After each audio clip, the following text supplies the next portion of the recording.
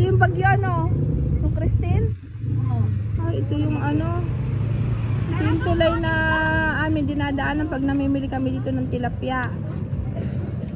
Oh, ang laki oh. Wasak na wasak po yung tulay.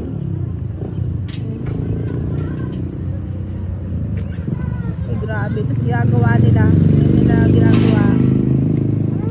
Ito pala yun.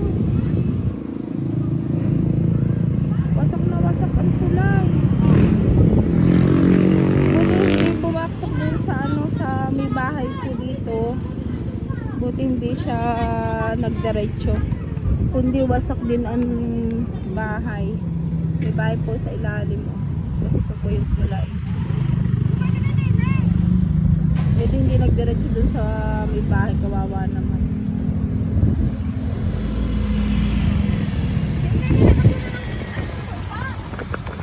Yung kanyang kinukuha ng isda. Tinabunan ng lupa. Baka wala.